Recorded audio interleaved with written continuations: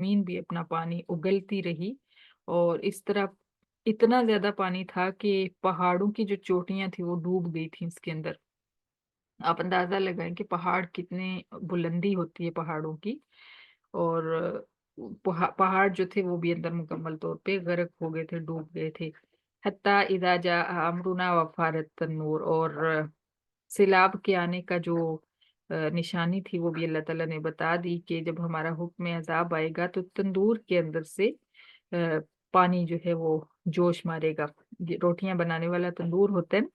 اس کے اندر سے پانی ابلے گا، اور تم سمجھ جانا کہ اب زمین جو ہے اپنا پانی اگلنے لگی ہے۔ تو اس وقت تم اے نوح تیاری کر لینا، اور اپنے ساتھ جو ہے اپنے ان لوگوں کو سوار کر لینا جن کی ڈیٹیل آگے آ رہی ہے۔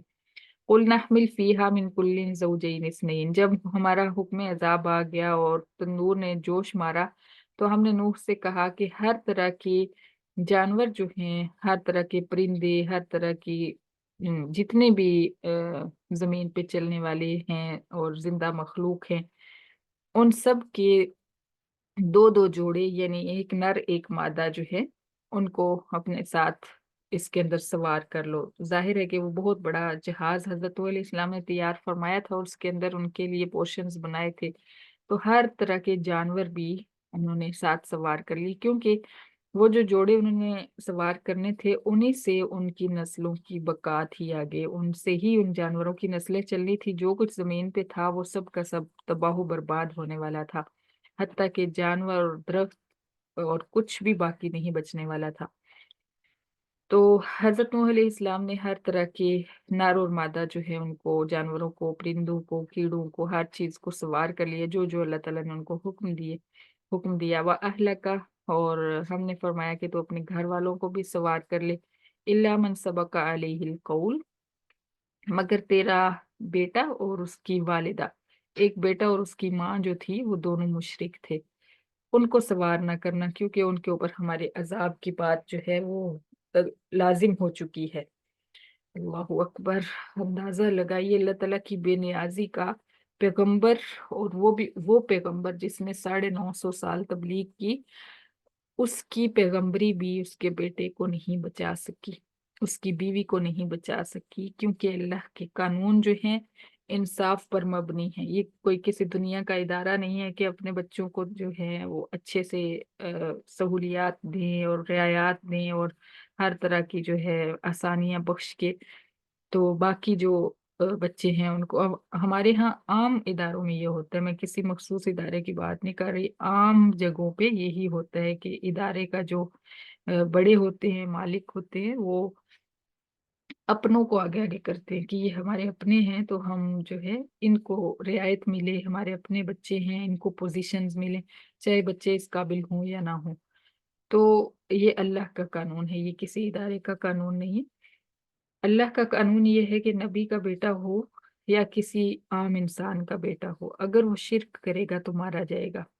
اس کے لیے کوئی رعایت نہیں ہے، کوئی بخشش نہیں ہے۔ تو ہم بھی آج اسی بھول بلیوں میں انہی میں پڑے ہوئے نا کہ ہم جو ہیں، ہم فلاں بزرگ سے ہمارا تعلق ہے، ہم نے فلاں بزرگ سے بیعت کی ہوئی ہے، ہمیں فلاں بزرگ جو ہے وہ ہماری سفارش کر لے گا، اور ایک یہ بھی بات ہے کہ ہمارا بیٹا جو ہے وہ حافظ قرآن ہے، وہ ہمیں بچا لے گا، یا ہمارا فلاں جو ہے وہ حافظ قرآن ہے، وہ ہماری سفارش کرے گا۔ ہمارے نا سفارشوں کی طرف بڑے دھیان ہوتے ہیں، کیونکہ دنیا میں بھی ہم سفارشوں سے ہی کام چلا رہے ہوتے ہیں، تو پھر آگے بھی ہمارا سفارشوں کی طرف دھیان ہوتا ہے۔ لیکن یہ یاد رہے کہ اللہ تعالی سفارش بھی اس کی کے ہی حق میں قبول فرمائیں گے جو اس کا اہل ہوگا۔ ایسا نہیں ہوگا کہ کوئی اس قابل تو ہے نہیں، کوئی ساری زندگی شرک کرتا رہا اللہ تعالیٰ کے ساتھ، جو ہے اللہ کا حق مارتا رہا، اور اللہ تعالیٰ اس کو جنت میں داخل کر دے، یہ تو پھر ایمان والوں کے ساتھ زیادتی ہوگی نا۔ تو اللہ تعالیٰ نے فرمایا کہ تو نے اپنے گھر والوں کو داخل کرنا ہے، لیکن اپنے بیوی اور بیٹے کو ساتھ جہاز کے اندر، کشتی کے اندر سوار نہیں کرنا۔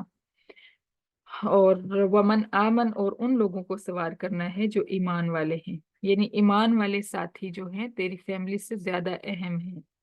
ایمان والے جو ہیں ان کو کشتی میں جگہ ملے گی، لیکن تیرے مشرک بیٹے اور مشرک بیوی کو جگہ نہیں ملے گی۔ वमा आमन माहू इल्ला कलील, और नूह के साथ सिवाय चंद लोगों के कोई भी ईमान नहीं लाया। वक़ाल इरकबू फ़ीहा बिस्मिल्लाहि मजरेहा व मुरसाहा इन्न रब्बी लगफूरुर रहीम, और नूह ने जब सवार किया अपने साथियों को तो फरमाया कि तुम इस कश्ती में सवार हो जाओ, अल्लाह ताला के नाम के साथ इसने चलना है और इसने ठहरना है। और ये मजरे जो है, ये वाली रा यहाँ पे सिर्फ कुरान, पूरे कुरान पाक में इस खड़ी जेर को इस तरह से पढ़ा जाता है, जैसे लफ्ज हम बोलते हैं ना कतरे, कतरे, इसी तरह ये है मजरे। इसको मजरी हा नहीं पढ़ते, ये इमाला है, इसको तजवीद की जुबान में इमाला कहा जाता है। और सिर्फ एक ही जगह है जहाँ पे इस रा को थोड़ा सा मजहूल करके पढ़ते हैं, बिस्मिल्लाहि मजरेहा व मुरसाहा इन्न रब्बी लगफूरुर रहीम। और सवारी में सवार होते हुए भी ये दुआ पढ़ते हैं। अच्छा जी, इसके बाद हजरत नूह अलैहिस्सलाम ने कहा कि ये दुआ पढ़ के, यानी बिस्मिल्लाहि मजरेहा व मुरसाहा इन्ना रब्बी लगफूरुर रहीम, ये पढ़ के जो है तुम लोग सवार हो जाओ। और उनको भी कहा कि अल्लाह के नाम के साथ इसने चलना है और इसने ठहरना भी अल्लाह के नाम के साथ ही है, और क्योंकि मेरा रब बख्शने वाला, रहम फरमाने वाला है। वही तजरी बिहिम फी मौजिन कल जिबाल, अल्लाह फरमाते हैं जब सब कश्ती में सवार हो गए और पानी की सतह बुलंद होती गई, तो लहरें ऐसे थीं जैसे पहाड़ हों। इतनी बड़ी बड़ी लहर उठ के आती थी, ऐसे लगता था कि पहाड़ आ रहा है, और वो गुजर जाती, फिर अगली लहर आती, वो गुजर जाती। इसी हालत में कितने ही दिन गुजर गए, और पानी ऊंचा होता होता होता पहाड़ों की जो चोटियां थी उनको भी डुबो गया। और वनादा नूहुन इब्नहु व काना फी माजिली या बुनय्या इरकम माअना, इस हालत में जबकि हजरत नूह अलैहिस्सलाम अपने साथियों के साथ कश्ती में सवार थे, जहाज में सवार थे, तो इन्होंने देखा कि एक किनारे पर पहाड़ की एक चोटी पर कहीं पे उनका बेटा खड़ा हुआ उनको नजर आया। अल्लाहु अकबर, आप सोचिए कि इस तरह की हालत में क्या इंसान पे क्या बीतती है, कि आप किसी अपने को बचाना चाह रहे हैं लेकिन वो बच नहीं रहा, अपनी जहालत की वजह से, अपनी नादानी की वजह से वो आपको समझ नहीं रहा। आपको जबकि पता है कि ये इसके लिए गलत है, लेकिन सुनने वाला आपकी बात सुन नहीं रहा। तो यही हालत हजरत नूह अलैहिस्सलाम की हुई। उन्होंने देखा कि मेरा बेटा तो अभी डूब जाएगा, किनारे पर खड़ा था। तो उन्होंने कहा कि इरकम माना वला तकुम माल